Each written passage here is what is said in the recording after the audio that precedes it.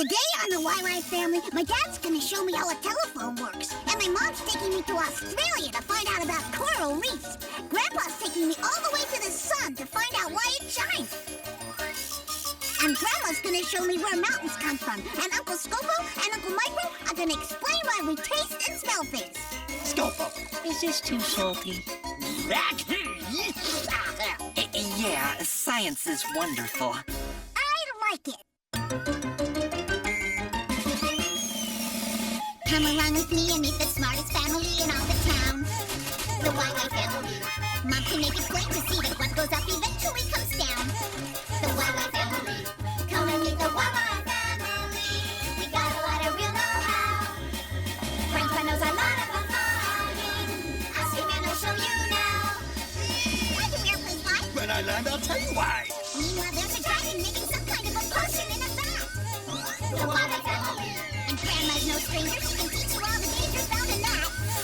The YY family. Max is a mechanical marvel. Why? I know copy kind of guy. Maybe he can show you the answer now. If you want to take a look inside. Everybody's in a lather. Rushing, wondering what's the matter. Every person hears a cry. He rushes to the baby side. What's the deal? What could it be? Just on the YY family. Why? Who has all the answers about the sun and moon and stars? That would be Zygo and Magic. Who can tell us all about the atmosphere and Mars? That would be Zygo and Magic. Pick a spot in outer space, they've been all around the place. Zygo and Magic, here they come.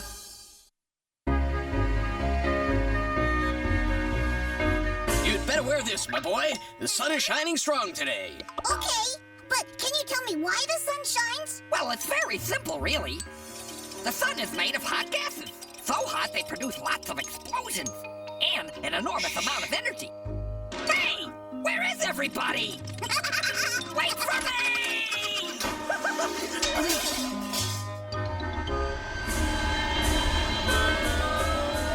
Is the sun a long way away?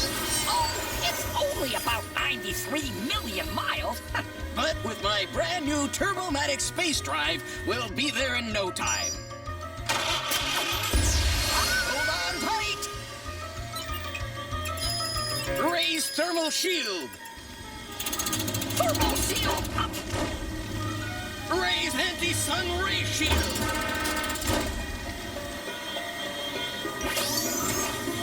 Shield up! There you are! Now we're well protected against the sun's heat and light.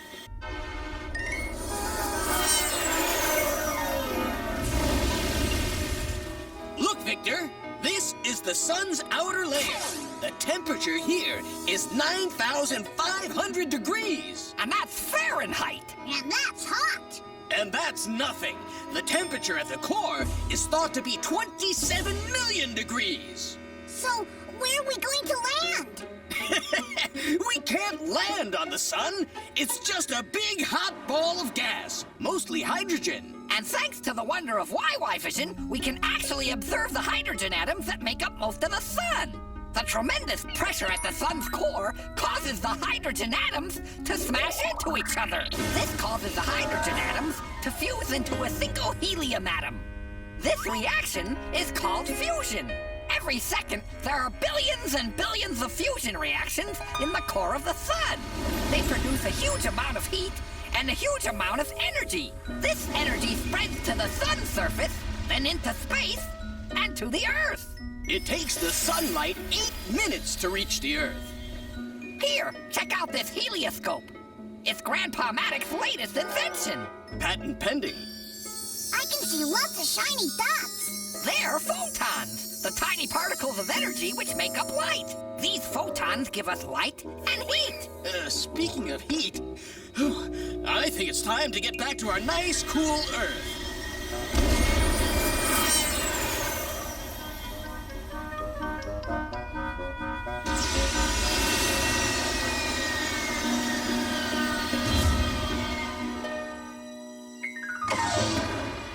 Oh, there you are. You're just in time for lunch. We decided to have our picnic.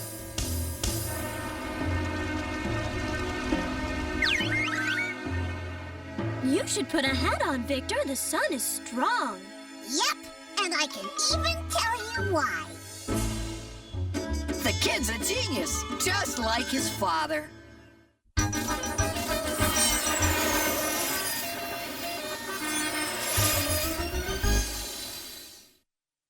How does it do this? How does it do that? Max is the one with the electronic knack. Machines are his thing, so don't go berserk. That's on the job. You'll find out how they work. And for dessert, Victor, we have some really yummy yogurt. Oh, goody. Open the hangar door. Here comes the airplane. No landing clearance. YY Workshop. Hello? Hello, Max? Oops. Oh, hello, dear. Hello, darling. I'm here with Victor, who refuses to eat his yogurt. Hi, Dad. Listen, Dad, I've been meaning to ask you, how does the telephone work? You're not just asking that so you won't have to eat your yogurt, are you? Me? Oh, no, never! Well, to explain it properly, I'm going to need 2 empty yogurt containers. Think you can find a couple for me? I guess so. Good. You work on that, and I'll be right there. I finished off 2 yogurts, Dad. Perfect. Let me have the empty containers. First, we need to understand that all sound is produced by vibrations. These vibrations travel in waves. Now, sound has to travel through something. Most of the sounds we hear travel through the air around us. But sound can travel through other things, like this string when it's stretched between 2 containers. Like this, Dad! Ah! Thank you, Victor. You've just demonstrated the principle of the telephone. Just replace the yogurt containers with the receiver and the string with wire, and bingo! You've got a telephone! A weak electric current runs through all the phones in the world. It's this current that lets us transmit our voices over a long distance. Let's check out the receiver. Here in the mouthpiece, there's a small microphone. The sound of my voice causes a membrane in the microphone to vibrate. The vibrations of the membrane cause variations in the electrical current, which travels along the telephone line to the receiver at the other end, which has another membrane in its earpiece. The variations in the current cause it to duplicate the vibrations of the membrane in the microphone, thus reproducing the sound of the person speaking.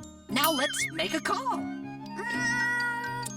I want to call my dad. But I'm right here. I know, but I've got something very important to tell you, Dad, and I want to say it from a distance. All right, Victor. This is a perfect opportunity to explain how satellites are used to help us make long-distance phone calls.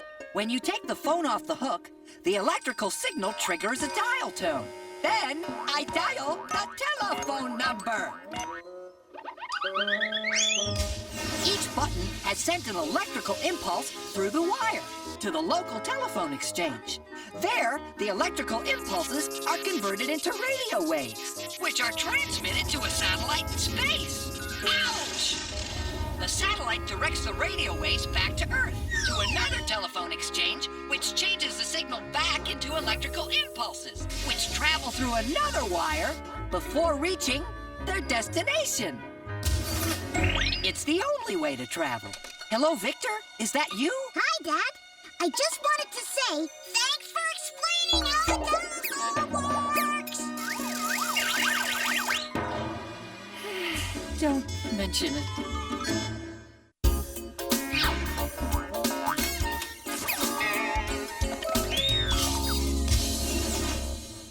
You have seen nothing like this. With these 2 guys you can't miss. You wonder what's inside you. These are just the guys to guide you. Come on, let's go. Let's go, let's go. These guys are in the know. Microwaves go, oh.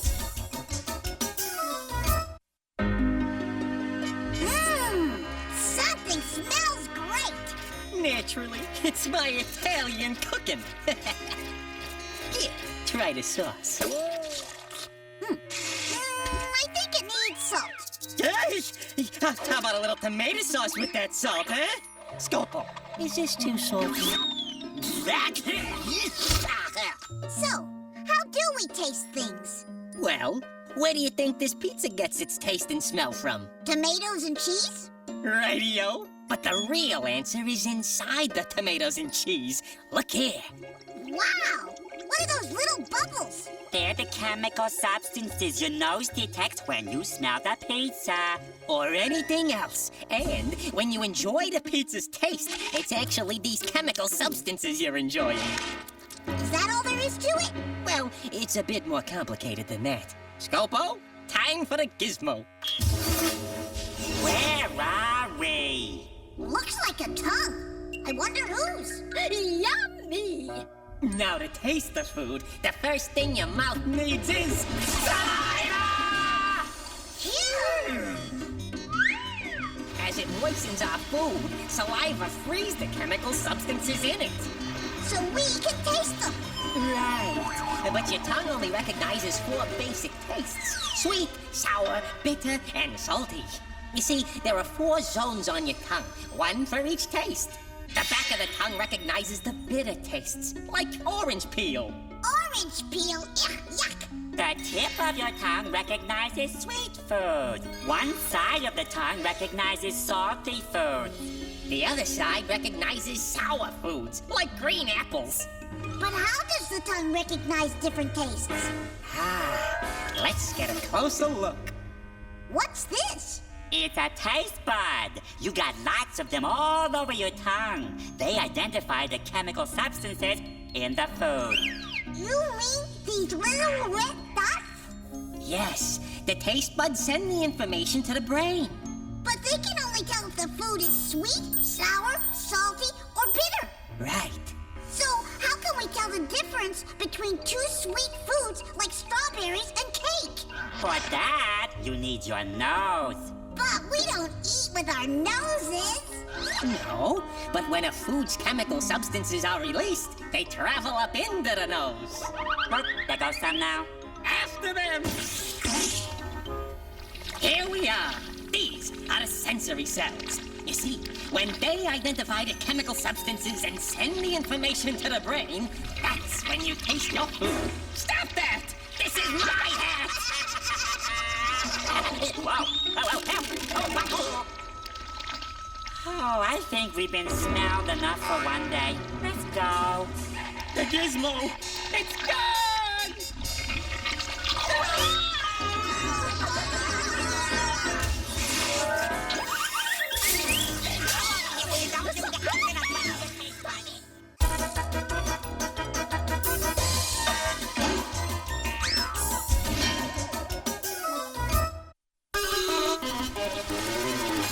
Have you ever wondered why the salty ocean's lightning thunder? What the earth is like down under? Why there's wind and snow and rain? Let Eartha and Basalt explain. It's sure gonna be fun showing the slides from our last mountaineering trip. How did that get in there? That's a great picture, Uncle Micro. Hey, Uncle Scopo, can I go with you the next time you go mountain climbing? I don't know. It may be a while. The mountains are kind of far away. Where do mountains come from? Well, they're caused by the... I think what a scopo means is that you should ask your grandmother. Grandma! Grandma, where do mountains come from? Sounds like Micro suckered you into looking at his boring slides. Well, dear, it's quite simple, really. You always say that. And it always turns out to be simple, doesn't it? Well, yeah. All right, then. The Earth is a bit like this cream puff. Don't get any bright ideas, Basalt. The Earth has a hard outer layer, or crust, just as the cream puff does. Now, the Earth's crust is made up of several chunks that fit together like puzzle pieces. These are called tectonic plates. Beneath the Earth's crust is a layer of red-hot molten rock called magma. The tectonic plates float on the layer of magma, which means that very slowly they move around. In fact, the plate containing Europe and the plate containing North America are slowly moving apart at the rate of about 1 inch per year. Wow! That calls for a cream puff. I'll say. Oh! Victor! Basalt! Oh, if the Earth is like a cream puff, I can't wait to see what mountains taste like. Wait here. When two tectonic plates drift apart, they produce cracks in the Earth's crust called faults. Faults. Ah, all right, got it. And, what about mountains? Hold on. Now, when two tectonic plates come together, they do so with enough force to push up and fold the Earth's crust. And that forms mountains. They do look delicious. I'm not finished yet. The tectonic plates converge in two different ways. We've already seen how the plates collide and push up mountains, like the Alps or the Himalayas. Of course, the movement of the Earth's crust is much slower than this. All right, now, tectonic plates don't just smack into each other. Sometimes one of them slides underneath the other. The upper plate is pushed up and mountains form. Mountains can also be formed by... Oh, that looks like a volcano. I was hoping you'd say that, Victor. On the boundaries between tectonic plates, you have cracks in the Earth's crust. The magma beneath the crust erupts through these cracks, forming volcanoes. As the magma cools, it hardens into rock and eventually builds up a volcanic cone. So you see, dear, it's all quite simple, just like I said it would be.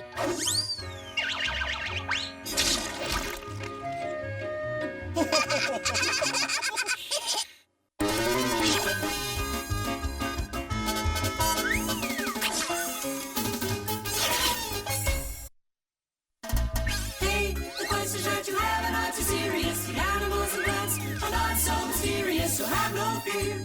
Everything will be made clear. Vanilla, Quick, and Quack are here.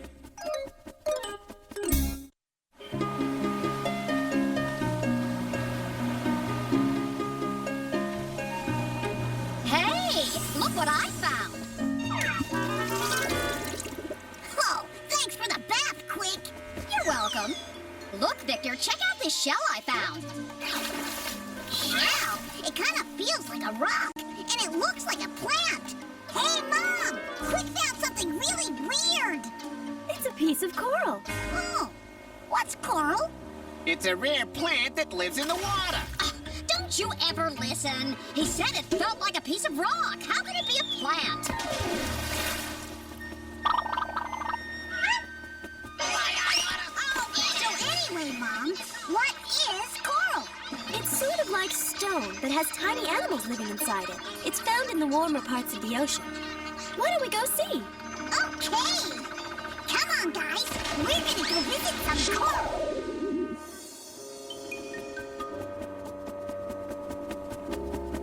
G'day, mate. Welcome to Australia. This is the Great Barrier Reef. It's the greatest concentration of coral in the world. It's over 1,000 miles long, and it's made completely of coral. Coral needs light, and that's why it lives in warm, shallow water. Hey, Mom, it's moving. That's a coral polyp, one of the tiny animals that live within the coral.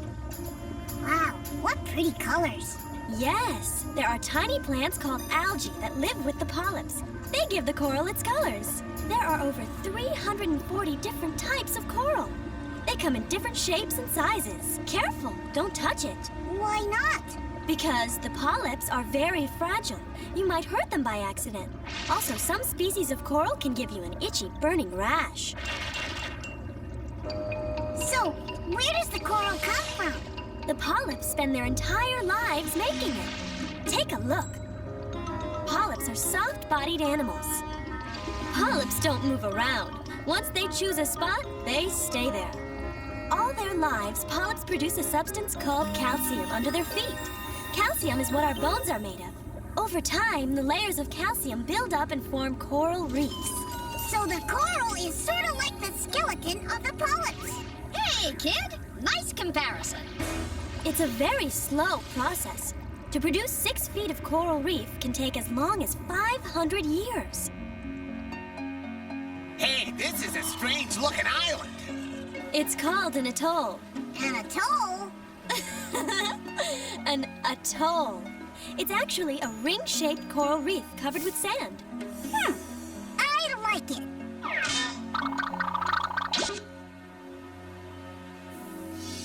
Hey, I found a huge piece of coral. Nah, that's just a smelly old bone. Yeah, like your head.